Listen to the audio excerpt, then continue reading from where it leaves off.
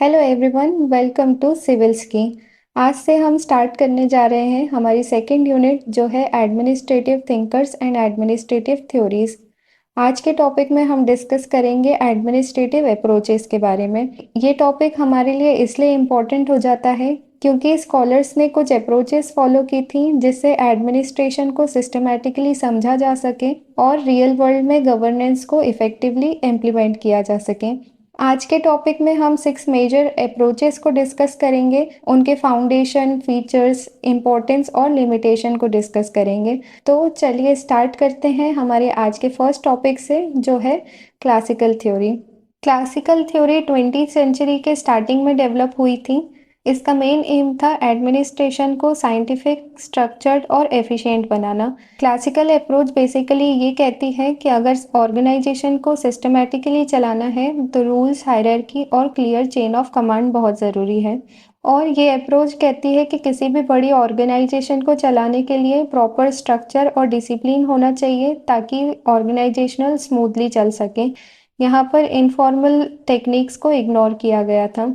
इस थ्योरी के major contributors हैं वुड्रो विल्सन। इनका कहना था कि पॉलिटिक्स और एडमिनिस्ट्रेशन को अलग अलग रहना चाहिए, यानी कि पॉलिटिशियंस सिर्फ पॉलिसी बनाए और एडमिनिस्ट्रेटर्स उन्हें इम्प्लीमेंट करें।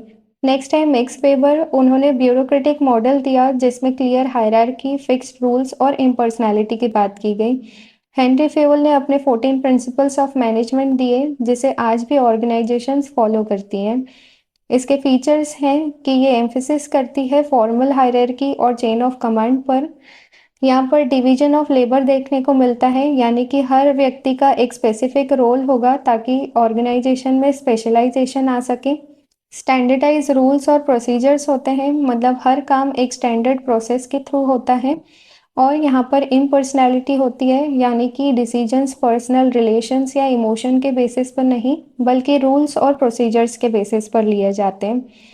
इसकी इम्पोर्टेंस है कि ये ऑर्गेनाइजेशन में ऑर्डर, क्लैरिटी और स्टेबिलिटी लाता है। ये अकाउंटेबिलिटी और प्रिडिक्टेबिलिटी इंश्योर करती है, मतलब अगर रूल्स फॉलो होंगे तो हर काम ट्रैक हो पाएगा। ये स्पेशली लार्ज और कॉम्प्लेक्स ऑर्गेनाइजेशंस के लिए बेस्ट है। For example Indian administrative services, जिसमें क्लियर हायरार्की होती है, स्पेसिफिक जॉब डिस्क्रिप्शन होते हैं और एक प्रॉपर प्रोसीजर फॉलो किया जाता है। हर थ्योरी की तरह इस थ्योरी के भी कुछ लिमिटेशंस हैं, जैसे कि ये ओवर एम्फेसिस करता है स्ट्रक्चर पर, लेकिन ह्यूमन फैक्टर जैसे मोटिवेशन, सेटिस्फैक्शन और क्रिएटिविटी इग्नोर हो जाती है। ये रेड टेपिज्म ला सकता है, यानी कि अननेसेसरी पेपर वर्क और एक्सेसिव रूल्स प्रमोट होते हैं।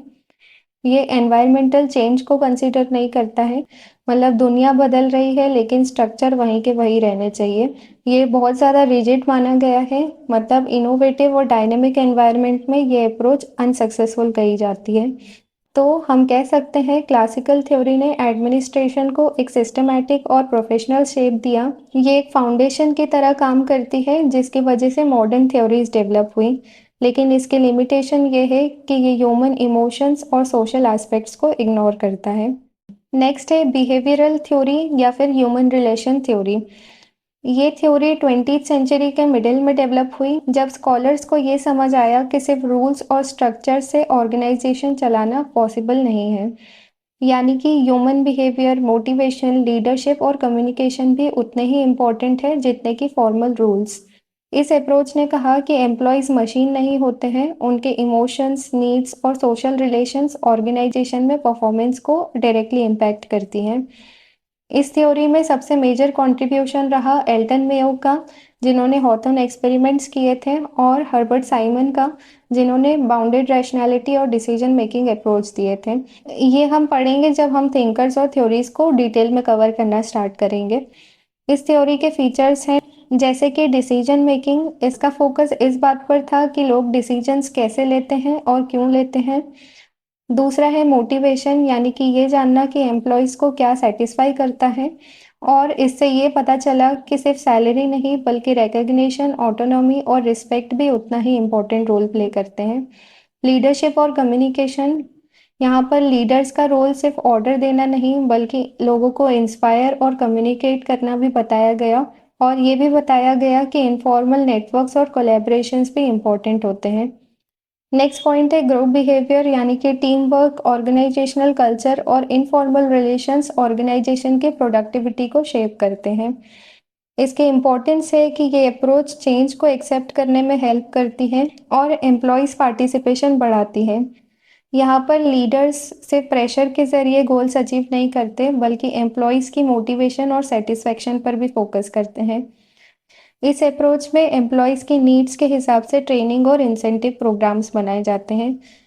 इसकी लिमिटेशंस है कि ये अप्रोच स्ट्रक्चर्स और रूल्स की इम्पोर्टेंस को अंडर एस्टिमेट करता है, सिर्फ ह्यूमन साइड पर ही फोकस करता है, जिससे कभी-कभी डिसिप्लिन इग्नोर हो जाता है।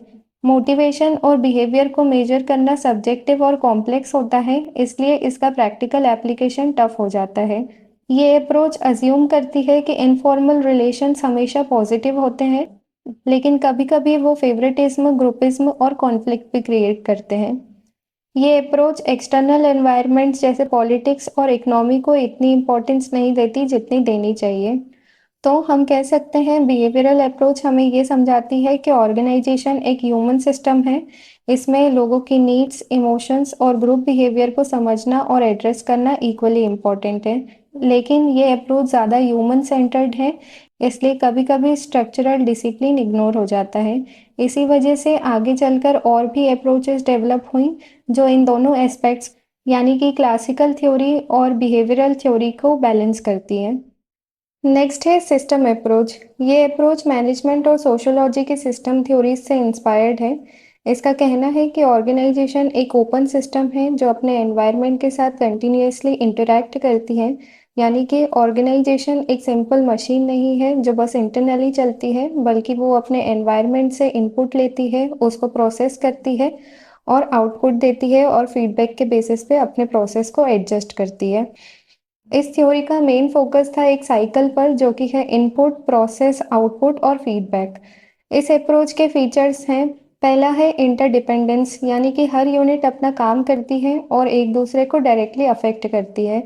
अगर एक डिपार्टमेंट में कोई प्रॉब्लम आती है तो उसका इम्पैक्ट दूसरी यूनिट्स पर भी पड़ता है। दूसरा है एनवायरमेंटल इंटरैक्शन, यानी कि ऑर्गेनाइजेशंस अकेली काम नहीं करती है। एक्सटर्नल फैक्टर्स जैसे लॉज, इकोनॉमी, पॉलिटिक्स और सिटीजन्स की नीड हमेशा एडमिनिस्ट्रेशन को इन्फ्लुएंस करती है। तीसरा है फीडबैक मैकेनिज्म। इस अप्रोच का सबसे इम्पोर्टेंट फीचर है फीडबैक, मतलब कि हर आउटपुट को इवेल्युएट करने के लिए ऑर्गेनाइजेशन अपने प्रोसेस और इनपुट को एडजस्ट करती है।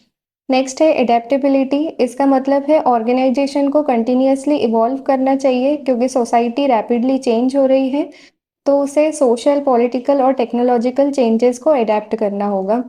इस थ्योरी की इम्पोर्टेंस है कि ये अप्रोच एडमिनिस्ट्रेटर्स को चैलेंज एंटिसिपेट करने में हेल्प करती है, यानी कि पहले से ही उन्हें प्रिडिक्ट करने में हेल्प करती है। ये एविडेंस बेस्ड पॉलिसी मेकिंग को ही सपोर्ट करती है, क्योंकि फीडबैक के बेसिस पर ही यहाँ पर डिसीजन लिए जाते हैं। और ये ऑर्गेनाइजेशंस को फ्लेक्सिबल और सिटीजन सेंटर्ड बनाती है। फॉर एग्जाम्पल, गवर्नमेंट के पास कंप्लेन आई है गार्बेज कलेक्शन को लेकर, तो ये कंप्लेन जो होगी वो होगा इनपुट। उसके बाद उसके बाद गवर्नमेंट डिसाइड करती है अपने रूट्स और स्टाफ को चेंज करने या एडजस्ट करने के लिए, तो वो हुई प्रोसेस। फिर वो सिटीजन से वापस फीडबैक लेती है कि उनका सेटिस्फैक्शन इम्प्रूव हुआ है या नहीं, तो ये हुआ आउटपुट और फीडबैक। और यही साइकिल लूप में चलती रहती है हर पॉलिसी के केस में, अगर हम सिस्टम अप्रोच को फॉलो करते हैं तो। इसकी लिमिटेशंस है कि ये अप्रोच काफ़ी एब्स्ट्रैक्ट और कॉम्प्लेक्स है। हर ऑर्गेनाइजेशन के लिए सिस्टम को क्लियरली डिफाइन करना मुश्किल हो जाता है।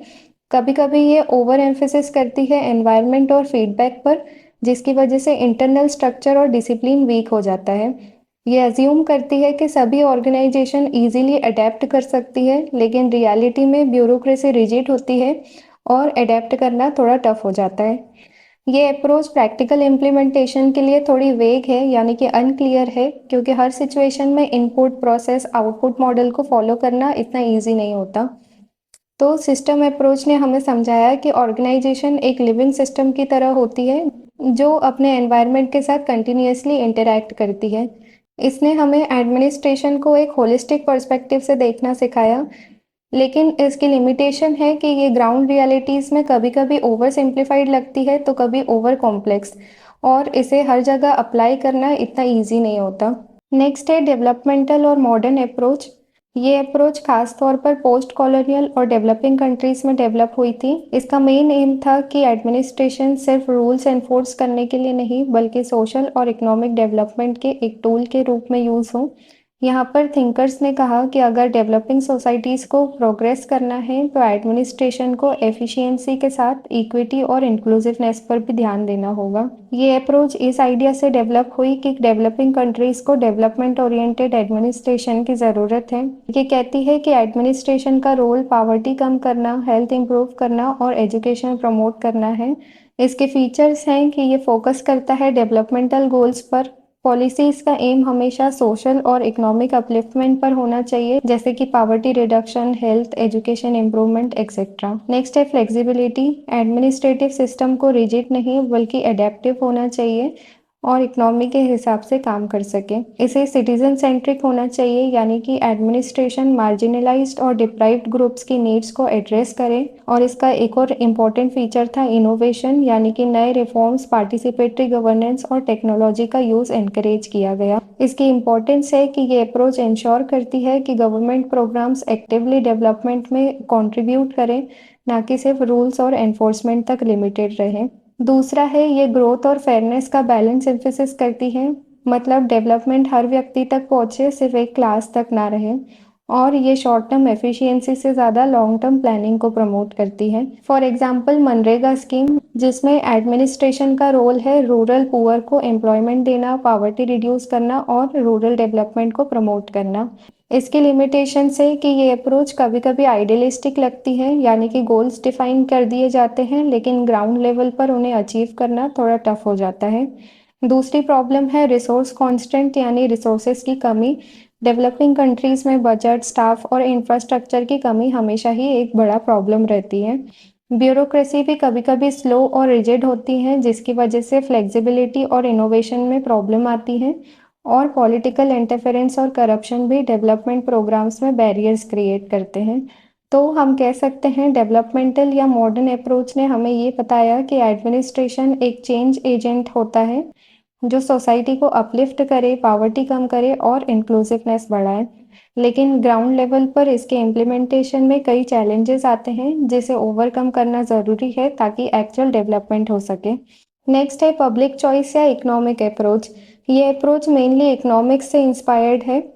इसका कहना है कि पब्लिक एडमिनिस्ट्रेशन को भी इकोनॉमिक्स के प्रिंसिपल्स से समझना चाहिए, यानी ब्यूरोक्रेट्स, पॉलिटिशियंस और सिटीजन सब रैशनल एक्टर्स होते हैं जो अपने सेल्फ इंटरेस्ट के बेसिस पर डिसीजन लेते हैं। और यहाँ थिंकर्स ने कहा कि एडमिनिस्ट्रेशन को इफेक्टिव बनाना है तो हमें एफिशिएंसी, अकाउंटेबिलिटी और वेस्ट रिडक्शन पर भी ध्यान देना होगा। ये अप्रोच मानती है कि ब्यूरोक्रेट्स और पॉलिटिशियंस भी अपने सेल्फ इंटरेस्ट को परस्यू करते हैं, बिल्कुल प्राइवेट मार्केट एक्टर्स की तरह। इसका फोकस होता है इकोनॉमिक एफिशिएंसी पर, मतलब कम कॉस्ट में ज़्यादा आउटपुट देना। और ये कहती है कि एडमिनिस्ट्रेशन में इंसेंटिव और अकाउंटेबिलिटी मैकेनिज्म स्ट्रॉन्ग होने चाहिए ताकि करप्शन और इनएफिशिएंसी कम हो सके। इसके फीचर्स हैं रैशनल डिसीजन मेकिंग, यानी कि डिसीजंस इस तरह से लिए जाने चाहिए कि कॉस्ट मिनिमम हो और बेनिफिट मैक्सिमम। इंसेंटिव स्ट्रक्चर्स, यहाँ पर एम्प्लॉयज़ के बिहेवियर को अलाइन किया जाता है ऑर्गेनाइजेशन के गोल के साथ, मतलब जो सही काम कर रहा है उसे रिवॉर्ड मिलना चाहिए। कॉस्ट बेनिफिट एनालिसिस, यानी कि हर पॉलिसी या प्रोग्राम को इवेल्युएट किया जाता है ताकि उसका इकोनॉमिक रिटर्न हमें कितना मिल रहा है वो पता चल सके। अकाउंटेबिलिटी मैकेनिज्म, करप्शन और इनएफिशिएंसी को कम करने के लिए स्ट्रिक्ट अकाउंटेबिलिटी सिस्टम को एनकरेज किया गया। इस अप्रोच की इम्पोर्टेंस है कि ये अप्रोच एनकरेज करती है कि प्राइवेट सेक्टर की कोई सर्विस सस्ती और एफिशिएंट है तो हम उसे आउटसोर्स कर सकते हैं। ये पॉलिसी डिज़ाइन करने में हेल्प करती है जो सेल्फ सर्विंग बिहेवियर को डिस्करेज करे और पब्लिक इंटरेस्ट को प्रमोट करें। ये एविडेंस बेस्ड और रिजल्ट ओरिएंटेड गवर्नेंस को सपोर्ट करती है। For example road construction government खुद कर रही है तो करप्शन और डिले का रिस्क ज़्यादा हो जाता है, लेकिन अगर उसको प्राइवेट कॉन्ट्रैक्टर्स के साथ आउटसोर्स किया जाए तो क्वालिटी और कॉस्ट एफिशिएंसी दोनों इम्प्रूव हो सकती हैं। इस अप्रोच की लिमिटेशंस है कि ये अप्रोच हर व्यक्ति को सेल्फ इंटरेस्ट ड्रिवन मानता है, यानी कि हर व्यक्ति अपने फायदे के लिए काम करता है, लेकिन रियलिटी में लोग कभी-कभी वैल्यू बेस्ड डिसीजन भी लेते हैं। ये सोशल इक्विटी और जस्टिस को इग्नोर करती है क्योंकि इसका फोकस ज़्यादातर एफिशिएंसी और कॉस्ट रिडक्शन पर होता है। प्राइवेटाइजेशन कभी-कभी एक्सप्लॉइटेशन और इनइक्वालिटी क्रिएट कर सकता है, स्पेशली वनरेबल ग्रुप्स के लिए। और इकोनॉमिक कैलकुलेशंस जैसे कॉस्ट बेनिफिट हमेशा सोशल और एथिकल वैल्यूज़ को कैप्चर नहीं कर सकते। तो हम कह सकते हैं कि पब्लिक चॉइस अप्रोच काफ़ी हद तक न्यू पब्लिक मैनेजमेंट से सिमिलर है। ये हमें बताती है कि पब्लिक एडमिनिस्ट्रेशन को इकोनॉमिक रैशनैलिटी और एफिशिएंसी के साथ डिसीजन लेने चाहिए। ये अकाउंटेबिलिटी और कॉस्ट इफेक्टिवनेस के लिए एक पावरफुल फ्रेमवर्क देती है, लेकिन इसकी लिमिटेशंस है कि ये सोशल और मॉरल डायमेंशंस को इग्नोर कर देती है और कभी-कभी प्राइवेटाइजेशन के नाम पर पब्लिक वेलफेयर कॉम्प्रोमाइज़ हो जाता है। अब हम बात करते हैं हमारे आज के लास्ट अप्रोच की, जो है कंपैरेटिव अप्रोच। ये अप्रोच मेनली फोकस करती है डिफरेंट कंट्रीज़ के एडमिनिस्ट्रेटिव सिस्टम्स को स्टडी और कंपेयर करने पर। इसका कहना है कि हर कंट्री का एडमिनिस्ट्रेशन एक जैसा नहीं होता, बल्कि उस पे अपने कल्चर्स, पॉलिटिक्स और सोसाइटी का डायरेक्ट इन्फ्लुएंस होता है। इस अप्रोच को स्पेशली फ्रेडरिक्स ने डेवलप किया था, जिन्होंने प्रिज्मेटिक सोसाइटी का कंसेप्ट दिया। उनका कहना था कि डेवलपिंग कंट्रीज में एडमिनिस्ट्रेशन ट्रेडिशनल और मॉडर्न प्रैक्टिसेस का मिक्स होता है। ये अप्रोच एम्फसिस करती है कि पब्लिक एडमिनिस्ट्रेशन को समझने के लिए क्रॉस कंट्री कंपैरिजन ज़रूरी है। ये हाईलाइट करती है कि लोकल कल्चर और सोशल वैल्यूज़ एडमिनिस्ट्रेशन को डीपली शेप करती हैं, और फ्रेडरिक्स का प्रिज्मेटिक मॉडल डेवलपिंग सोसाइटी के लिए एक नया एनालिटिकल फ्रेमवर्क देता है। इस अप्रोच के फीचर्स हैं क्रॉस कंट्री लर्निंग, यानी कि अलग-अलग कंट्रीज़ के सिस्टम को देखकर उनकी बेस्ट प्रैक्टिसेस और फेल्योर्स को समझना। कल्चरल सेंसिटिविटी, यानी कि किसी भी कंट्री के एडमिनिस्ट्रेशन को ब्लाइंडली कॉपी ना किया जाए, क्योंकि हर जगह के सोशल और पॉलिटिकल कल्चर्स हमेशा अलग होते हैं, जिसकी वजह से अगर हम उन्हें कॉपी करते हैं तो वो हमारी कंट्री में शायद सक्सेसफुल ना हो पाए। नेक्स्ट है पॉलिसी ट्रांसफ़र, एक कंट्री में सक्सेसफुल मॉडल को दूसरी जगह एडेप्ट करना। ये अप्रोच स्पेशली डेवलपिंग और ट्रांजिशनल सोसाइटीज़ के चैलेंजेस को एनालाइज करने में यूज़फुल है। इस थ्योरी की इम्पोर्टेंस है कि कंपैरेटिव स्टडीज़ रिफॉर्म्स को ईज़ी बनाती हैं, क्योंकि एडमिनिस्ट्रेटर्स ग्लोबल एक्सपीरियंसेस से सीखते हैं और अपना एडमिनिस्ट्रेटिव सिस्टम इम्प्रूव करते हैं। ये कंटेक्स्ट स्पेसिफिक स्ट्रैटेजीज डिज़ाइन करने में हेल्प करती हैं, जो ब्लाइंडली इम्पोर्टेड मॉडल से बेटर होती हैं। ये इनोवेशन को इनकरेज करती है, लेकिन साथ ही लोकल वैल्यूज़ और कल्चर्स की भी रिस्पेक्ट करती है। फॉर एग्जाम्पल स्वीडन का हेल्थ केयर सिस्टम बहुत ज़्यादा एफिशिएंट माना जाता है। अगर इंडिया अपने हेल्थ केयर रिफॉर्म्स के लिए इस मॉडल को स्टडी करे और उससे सीखे, लेकिन इसे इम्प्लीमेंट करने के लिए इंडिया को अपने लोकल कॉन्स्टेंट्स के हिसाब से डिसीजन लेने होंगे। इसकी लिमिटेशंस हैं कि कंपैरेटिव स्टडीज़ कभी-कभी सुपरफिशियल हो जाती है, क्योंकि हर कंट्री का सोशो पॉलिटिकल कंटेक्स्ट अलग होता है। इसमें रिस्क होता है ब्लाइंड इमिटेशन का, जिसमें लोकल रियलिटीज़ इग्नोर हो जाती हैं।